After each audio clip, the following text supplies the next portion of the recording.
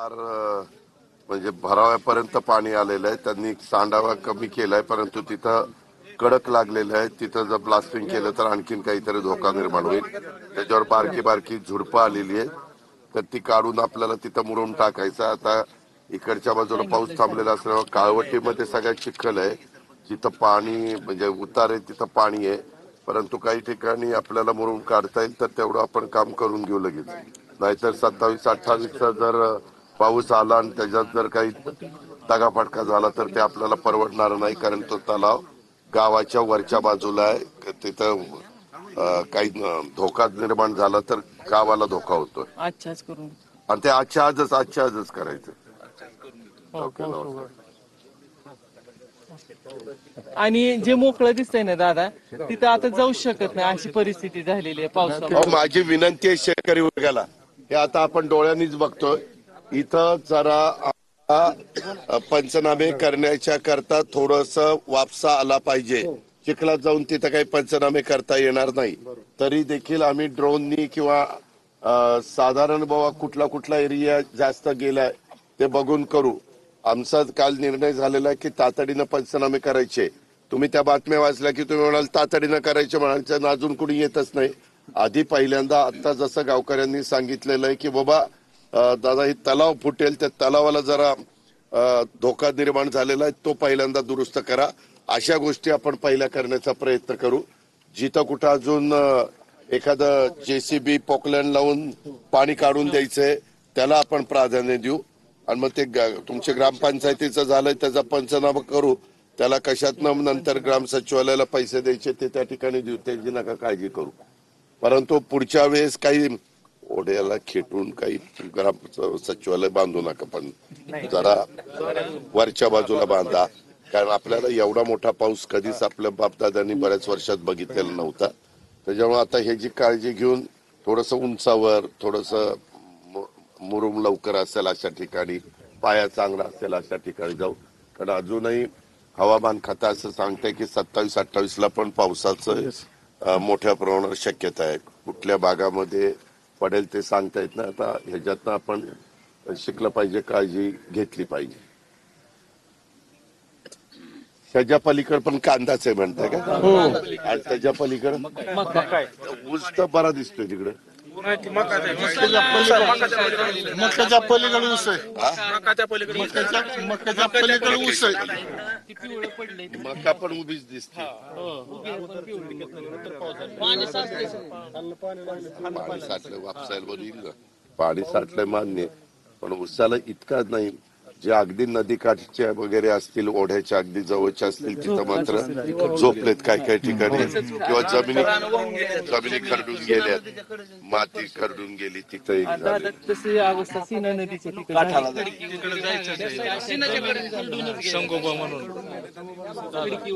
मला ते जरा बघायचं, बघता येईल. माणसं थांबलेत दादा. जाऊ रे बाबा, जाऊ रे बाबा, आज लवकर उठलाय आंघोळ.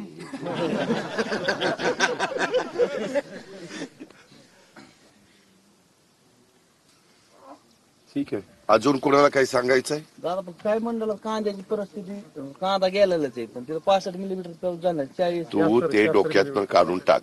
त्याचा आम्ही जे काही निर्णय, आता आज सगळेच मुख्यमंत्री फिरतायत, मी फिरतोय, एकनाथराव फिरतायत, बाकीचे मंत्री फिरतायत. आता डोळ्यांनीच बघितलेलं असल्यामुळे ती काही काळजी करू नका. 65ची अट काही राहणार नाही. कारण एकच बाकीच्या ठिकाणी काय झालंय, 65 नाही पडला, परंतु वरनच पाणी एवढं आलं, ते जसं सीना नदीच्या दुतर्फा पाणी एवढं पाणी आलं. तिथं पाऊस कमी जरी झाला असला तर वरचा जो ओंडा आला ती सगळी जमीन खरडून गेली. तिथं अशा गोष्टी करायच्या. किंवा आता ह्या सांगत होत्या की 65 एका वेळेस नाही पडला, पण रोज थोडा थोडा थोडा थोडा पडून पार त्या काळवट जमिनीचा एकदम. एक मिनिट, जे काही शेतकरी, अरे बाबा मी पण शेतकरी, तू पण शेतकरी, शेतकऱ्यांच्या भल्याचं जे काही करता येईल ते सगळं आम्ही करू. आता पहिल्यांदा पाहणी तर करतोय, बाकीच्याकडनं तुमच्या सारख्यांच्याकडनं समजून तर घेतोय, लोकप्रतिनिधी आहेत, बाकीचे आम्ही सगळे आहेत.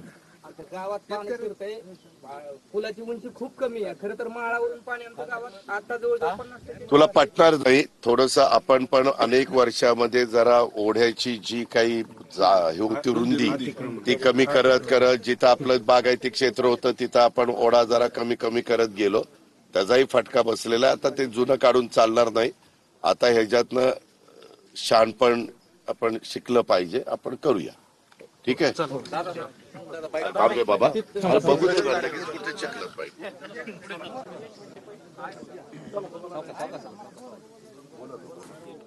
तर सोलापूरच्या करमाळ्यातल्या कोर्टी गावातला अजित पवारांचा हा दौरा, विविध मुद्द्यांवरून त्यांनी तिथे संबंधित यंत्रणेला सूचना केलेल्या आहेत. एका गावाच्या वरच्या बाजूला असलेल्या तलावासंदर्भात सुद्धा काही महत्त्वपूर्ण अशा सूचना अजित पवारांनी केल्या आहेत. तसंच 65 मिलीमीटरची पावसाची अट ठेवणार नाही असंही अजित पवारांनी म्हटलंय. सध्या सगळीकडे वावरात पाणी आहे, त्यामुळे ड्रोनचा वापर करून पंचनामे करण्याबाबतचा सुद्धा अजित पवारांनी वक्तव्य केलेलं आहे.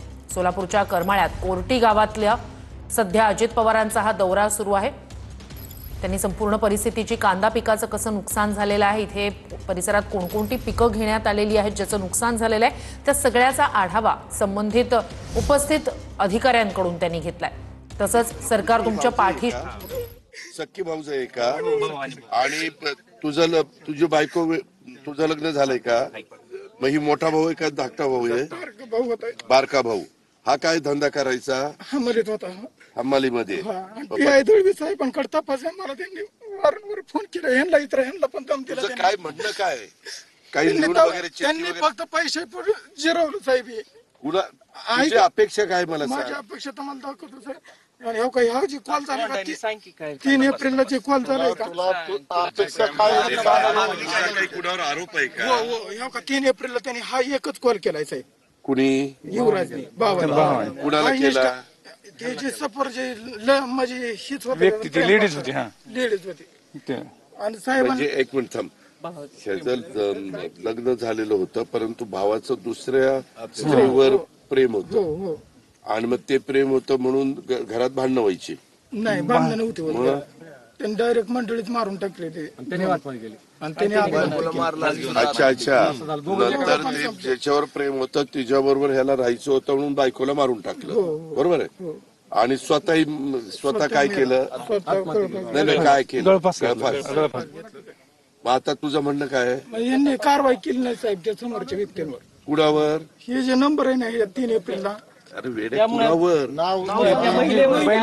प्रमोद चांदगुडे नाव आहे त्याचं. त्या बाईवर. बाईवर.